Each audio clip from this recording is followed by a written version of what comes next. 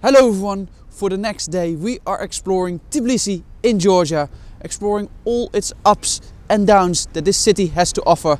So let's figure out what you can do when you're here in Tbilisi. Tbilisi, the capital of Georgia, houses 1/3 of the total population of the country. With less than 1 million tourists each year, we could say Tbilisi is very unexplored. So it's time to change that. And what better to do that than by diving into local life. Interesting place, the Dezerter Bazaar in Tbilisi. It's a very down-to-earth experience in a way.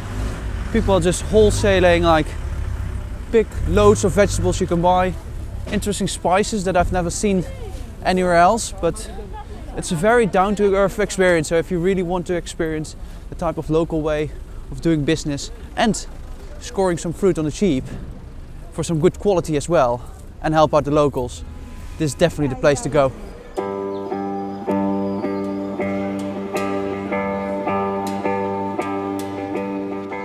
Just be prepared on the market that you aren't here alone and people really try to do business with each other.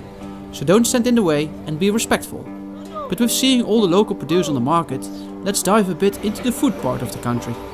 So far the food in Georgia has just been great. Yesterday night we had for 6 gel like a pot of dumplings, which was like, it's like £2 or something, not even £2, around £1.80, like €2.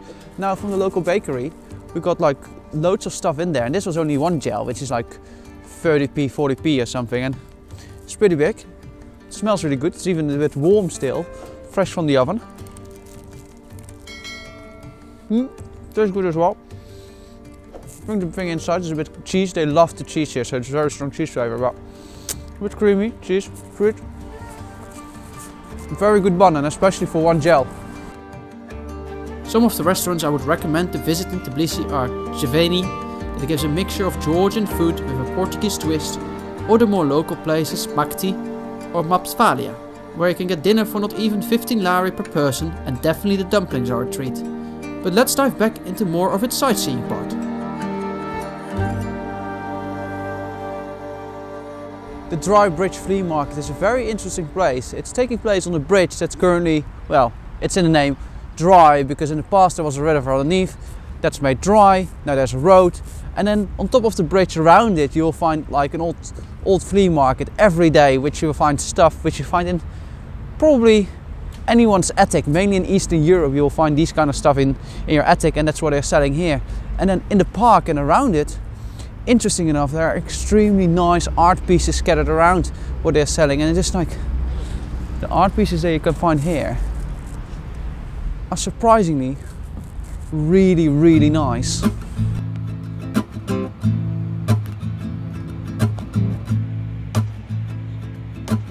From the Dry Bridge Market, it is time to get lost in its city center and just walk around. The first thing you notice that crossing the road can be sometimes quite of a challenge, and therefore look out for the underground passes. These are not only safe and convenient, but also houses sometimes some shops as well. Then there is the whole town of Tbilisi. It has a completely different vibe, and from modern bridges that crosses to the other side and are built to celebrate the peace and remember the wars Georgia had with Russia, it is also houses brilliant houses. From small alleys with traditional houses with lovely balconies, it also houses some bathhouses with the soulful baths, and it is also a good place to do your tourist shopping. Probably the highlight for anyone who's hunting for souvenirs in the old town would be the Meidan Bazaar, but not only for that.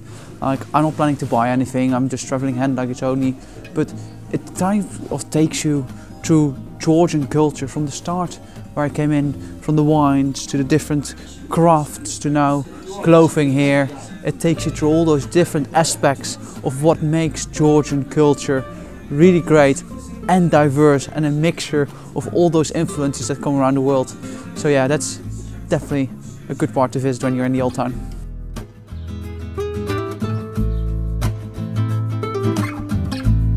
When you walk around the city, you notice that it can be a very hilly city as well, and some of the famous landmarks you will only find uphill.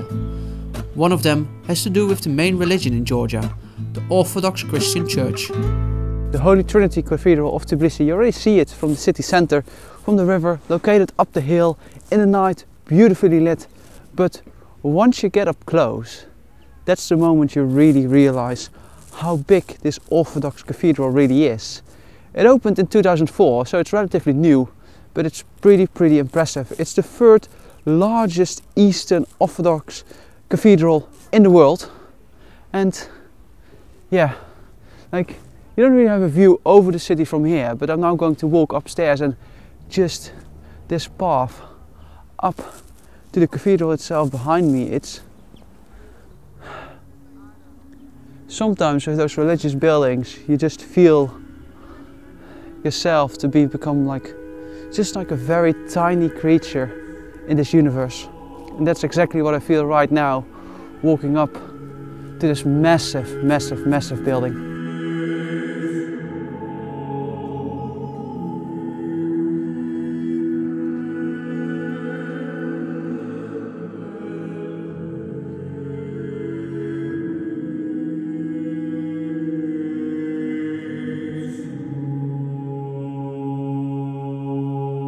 I guess what a lot of people don't realize when you visit the cathedral is that when you go inside, at the complete back, there's a door open, and if you go downstairs, it looks a bit strange. It looks more like a staff member left the door open, but you can enter it. And then when you walk all the way downstairs, you enter in the crypts below as well, which is pretty interesting. It was really quiet there, but it's a very fascinating and interesting look as well to go down in the crypts below. So keep that in mind when you visit this place. The other high point in the city can be reached by taking a funicular up. Be aware it is the most expensive public transport in Tbilisi. It will cost you 12 lari. In comparison, a boat ride in the city costs you around 4.5 lari and a bus ride 1.5 lari. The alternative would be to take a taxi or a walk up, but then you will reach Mtatsminda Park, an 85-year-old fun park with attractions you can still enter nowadays. But most importantly, it gives you amazing views over the city centre. But with that, Tbilisi surprised me in all the best ways possible. It isn't a glamorous, beautiful city as Rome, Paris, Barcelona or Vienna maybe are, but in its roughness, it's a beautiful place to visit, with amazing people that are proud of their heritage and their wine, and with some hidden history to discover as well. So would you like to visit Tbilisi?